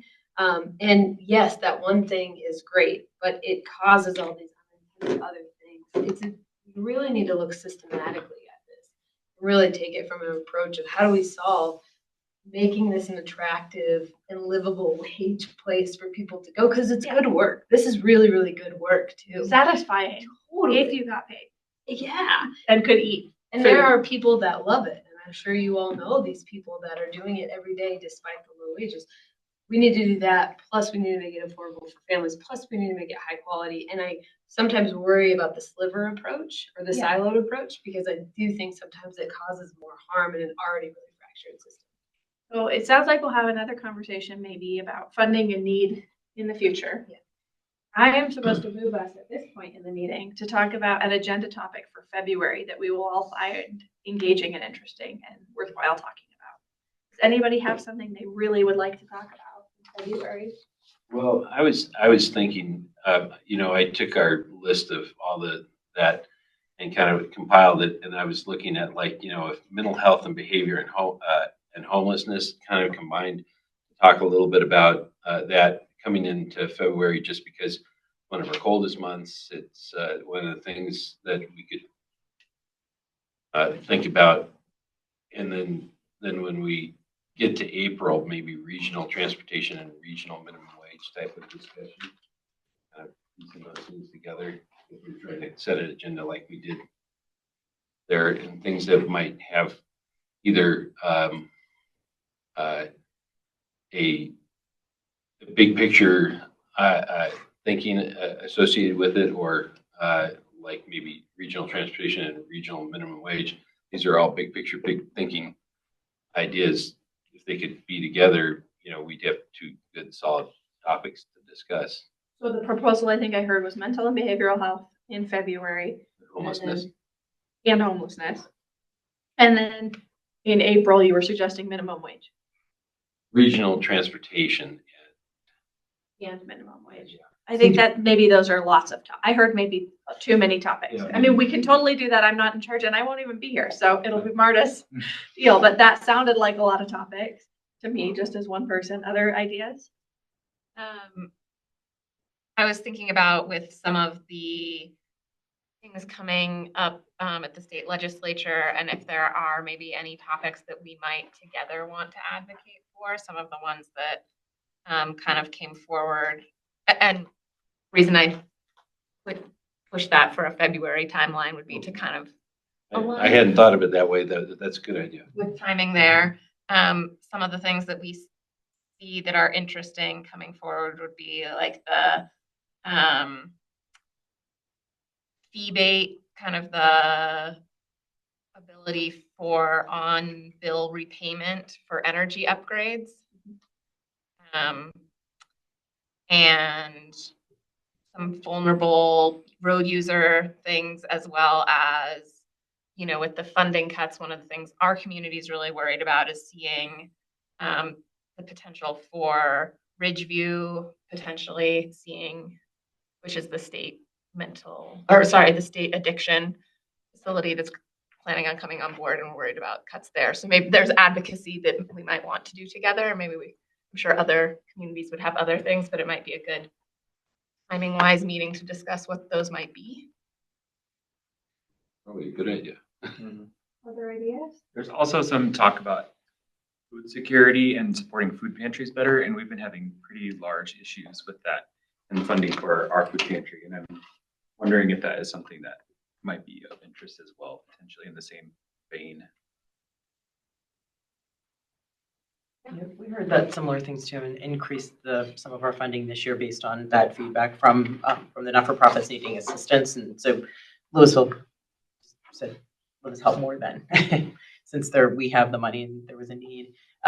Yeah, I actually think that bringing up the mental health issues is probably a really good idea for the February meeting.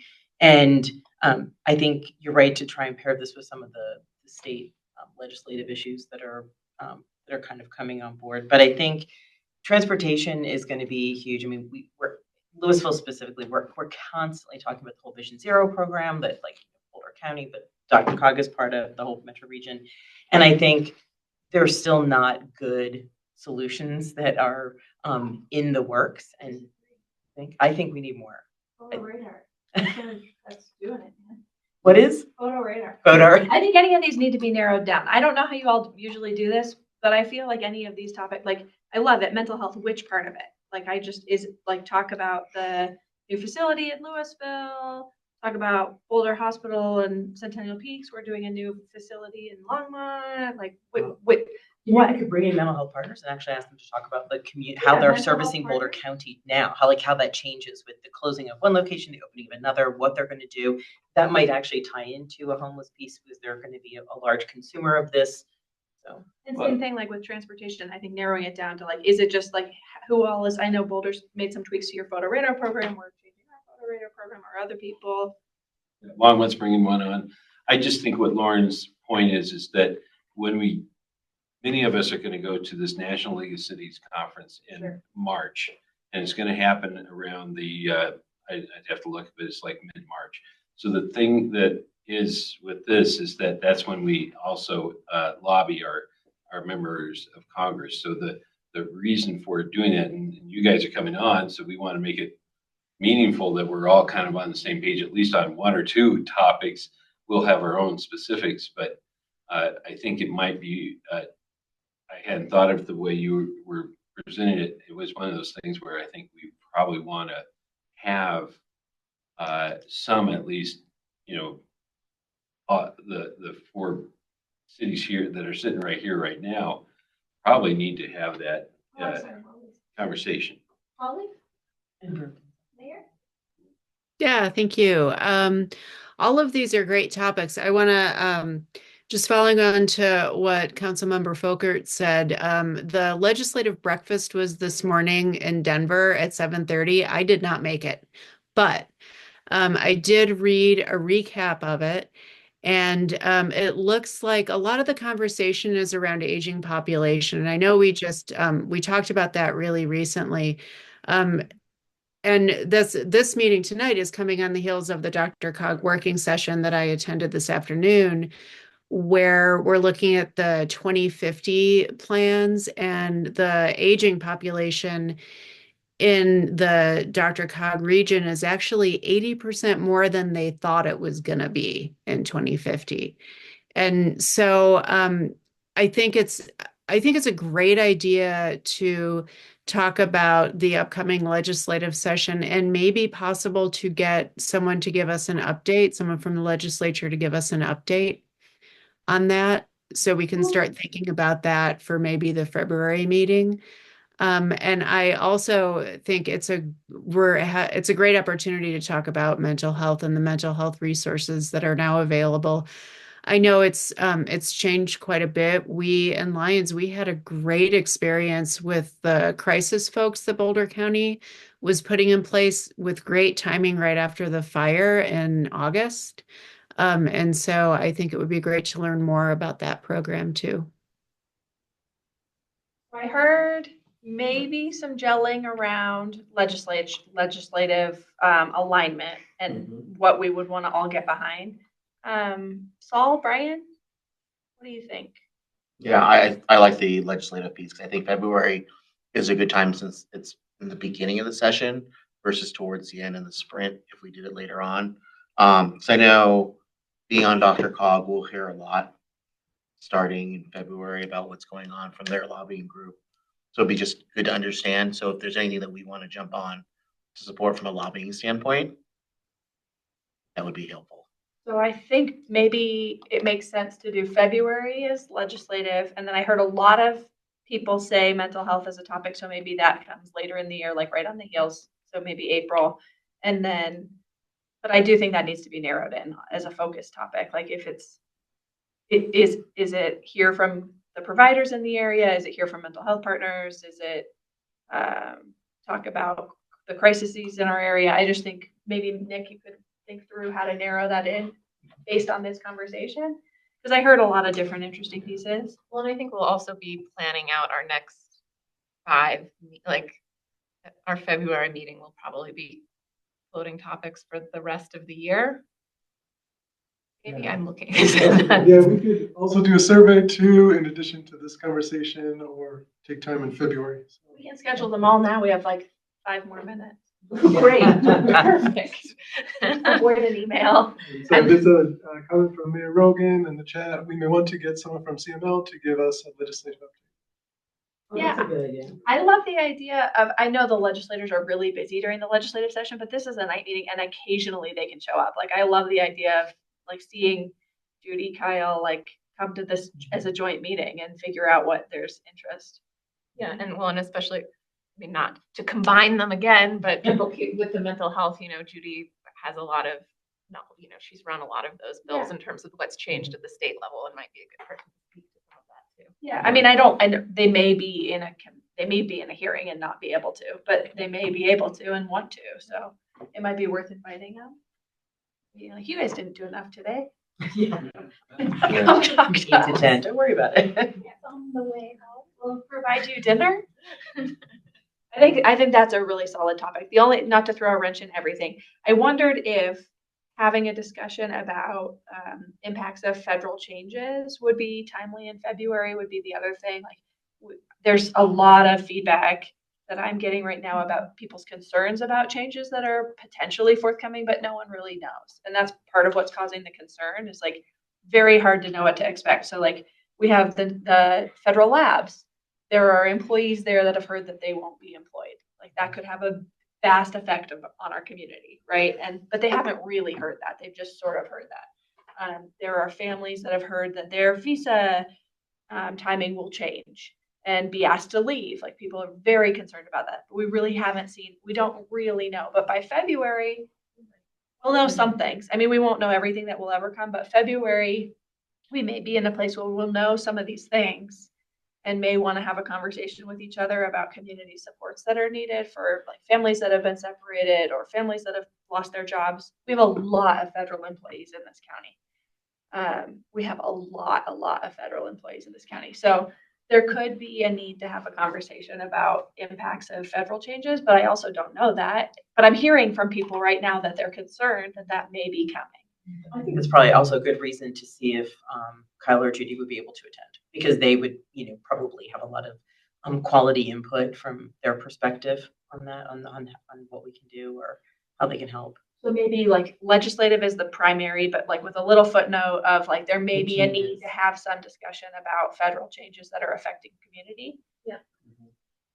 Good idea. What we can collectively do. If nothing else, I think to calm some people's concerns, I think what we may find is, fingers crossed, right, that we're pleasantly surprised that the cutbacks aren't as severe as we're anticipating. And that would be a really good position to also communicate out into our communities to help people feel more relaxed. And that, believe it or not, actually does lend itself into the mental health piece, which we'll be talking about later in the year. I think, fostering a positive attitude, we can do this, we can still manage to get through, we can find the funding, we can help each other, even if we're not receiving the support at the federal level. I think that's a responsibility that we have to our communities. And I think that finding that out for sure is a good idea. Yeah, and I like that, keeping it positive and communicating, but it could also be like solving the real problem. Like if no one goes away, that is our weather warning. Like is the way that we do all of our emergency mornings. Like that is. It's also the way that planes, they use a lot of the resources. So I honestly, I would be shocked if the federal government like removed it and made it difficult for the FAA. But we would figure that out. Like during COVID, you would have thought there was a federal response. And I can tell you as a mayor during COVID, there was not a federal response and we figured it out at the local level. So we negotiated for PPE with South Korea. So we made it happen. So I know that this group of people can come together and figure stuff out when weird stuff happens and we have to. But so I just think reserving time for we don't really know what's going to happen. We might need to support our community together collectively. And Marta's going to be here for that meeting. So she'll do a really good job. How does everybody feel about later in the year? I mean, I know you'll talk about this in February, but maybe just even keeping it on the somewhere in the cooker, that later in the year we come back and talk more about Boulder County and housing and how we can all work together. Maybe what's in the works, where we want to put some additional resources as we can, as communities getting maybe toward the end of the year, we're talking about budgets and where we want to put more money for next year, having a collective vision so that we can help each other. I think Louisville had a great meeting with the commissioners the other month, and that really helped us, and we enjoyed it. I hope you guys did too.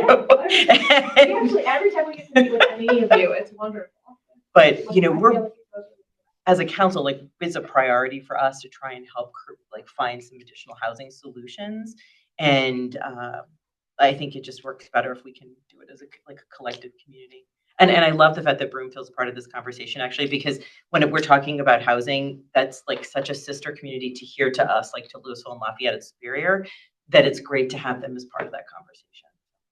I also kind of wonder about the issue around, like I started talking a little bit before, regional transportation. Some of this, we had this kind of great dog and pony show earlier, in the spring this year, where the train came up through everywhere, and really what happened now? What's next? That sort of thing. And I think we would like to know that. Maybe it's the June meeting, maybe it's that, and then somehow if there can be a secondary topic, maybe any sort of sustainability initiatives that we are working on, just in the sense of we're all we look over here at what can go in the landfill and what can go in the recycling and what can be composted, and we'd like to probably have an idea of maybe is there anything on the horizon in that area? Here's my proposal. I think your idea on the train. So I do think FRPR is going to want to go to the ballot. So they're going to want to come give a presentation to this group. But so I don't think you make the topic be transportation. Because then is it speed cameras? Is it the train? Is it Highway 7? Is it? I'm throwing out. Yeah. I love that. To the wall, people. But I think having the Front Range Passenger Rail / the RTD finishing fast tracks conversation, that's a good one for this group to take on. The timing will be good with the ballot measure. I think that's really solid. But I think that's a later in the year one, right? Yeah, that's going to take a lot of support. Related to the housing, we were also kind of brainstorming earlier about this, and maybe that it's kind of framed through the lens of the Dr. Cog housing needs assessment and how we're planning on trying to meet those needs as communities or individually and collectively. Did you guys also get the update? They've modified it a little bit. So they'll have to be all tweaking them. And I don't know. I think that there'll be some meetings early in the year at a variety of councils to talk about some of the plans for waste reduction and things like that. So. Yeah, I just want maybe we have, and maybe that might be an August sort of thing when, because we might have some ideas, some information at that point. Well, I'm just going to throw this out there because I'm just thinking about the other boards and commissions that I'm a part of, and the transportation space. A lot of that, what's being discussed here, is already being discussed in the Northwest Mayors and Council or Commissioners Consortium. So I'm wondering if maybe one of our goals for next year at a later meeting is maybe to do a larger meeting that's not just representatives from each of the community, but actually do a full invite for full councils to attend. in like an electeds conversation, because I think that maybe we can cover some of the topics at a very high level. But, talking about the rail, I represent Lafayette on the mayor's consortium and commissioners consortium. And that topic's always discussed. I mean, obviously with Mayor Peck on it, we hear about it, and Commissioner Levy. So, some of that to me seems duplications, because you're getting, it may not be us as individuals, but the cities are doing that conversation somewhere. But if we could do one where we bring together a larger group of electeds, and maybe, because again, not everything gets filtered through to everybody on council. Because I know I get an update from Dr. Cog, I send it out to my council, but I don't know how many of y'all actually. Well, you know what we do, Right, so it's how do we then kind of bring everybody together on one page? That was just an idea. Mayor Peck did something, and maybe you want to try it on your own. But we started this just recently, and before one of our meetings, we have about an hour-long session where we report out about all of our liaisons to the other council members and talk about it, and these sort of things, and any sort of feedback of what we need to bring back to something like this. So just suggesting not to add another meeting to anybody's plate here, but it was an hour-long meeting before, it's not an executive session, but if your meeting starts at 7, there's that 6 to 7 time frame, and we were able to fit that in and all sit down we have a little ante-room that you guys all came to when we were, or if you didn't, you zoomed into when we had our thing about housing, and that was where we just talked about it, and it gets filmed and everything, and it's all open and transparent, and the public isn't part of it, but it is a kind of it's a neat thing to have, where then you do fill in, and now you know what you're supposed to go, where your marching orders. Let me check in with Nick. Did I do what I was supposed to do? We have a topic for February. Yes, and we Do have we need a many topic? other ideas. Other ideas, we Yeah. don't need to flesh them out. You're Yeah. happy with that? Yeah. Okay, that's excellent. I would love to just take a minute, if anybody has like a 30-second update of something or an ask that they want to bring forward to the group from their community, just like something they're dying to tell everybody about, like your parade of lights. Yeah. If there's something that you're like just jamming to tell. Yours is Saturday? Excellent. And we'll start. Yeah, holiday parade Saturday, I can't go to the mall. I was just gonna 6:30, say, downtown Lions. the Boulder and Lions are on Saturday. Louisville's Friday. You're the following Saturday. Yep. We were last week. Okay. Willoughby Corner's open. People are moving in. Oh, that's great. We have residents. I think there's 18 of the seniors have moved in, and we've got a couple, maybe around 10 of the other housing, the other 9 plexes. So Willoughby is moving, and it's great to see as you're coming in on 7, just lighting that whole corner. That's all Willoughby to the eastern edge. Is reopened. The one that wasn't the update. The road work. Oh, I know. It's I thought done. that would be the big update. We had the road closed, and it was like. We also have Hanukkah on Pearl Street on December 30th, which is always a fun event. Chocolates thrown from the fire truck and all the good things. Anything you want to share? We have a holiday mountain market that's going to be happening this weekend, and there will be a lot of craft vendors and Santa and live music the whole time. And it's both days, and so that should be kind of fun.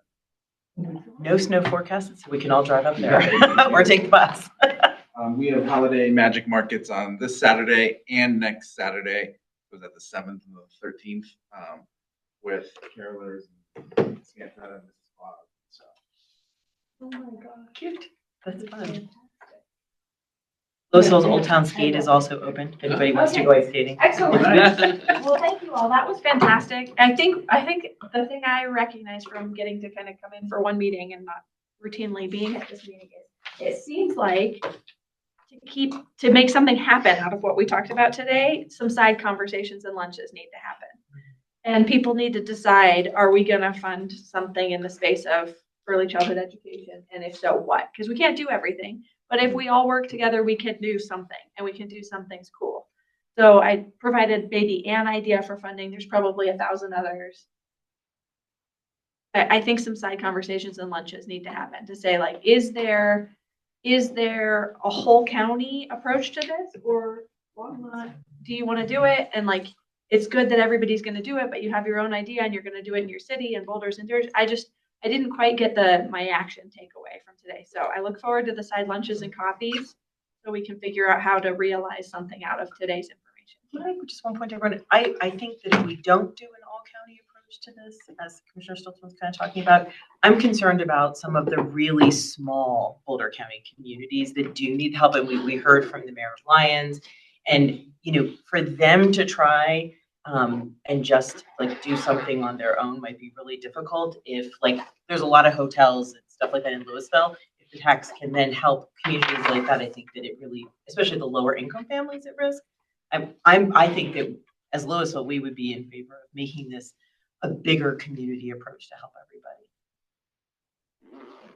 Thank you. Thank you.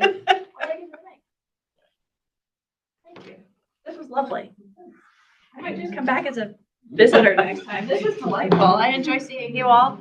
Laura? If we have other topics, should we email? Are you gonna Yeah. pull something? We'll send something out if I collect more ideas and. Okay, great. Thank you. Yes. Thank you. Sorry, I should have said that. If others have other ideas too, please email Nick and he will put something together for how you come up with the whole recipe. Yay. After we fix whatever happens. I'll fix 5 meetings after. Thank you guys. We're adjourned. Thank you everyone online. Have a lovely night. Thanks for letting me come.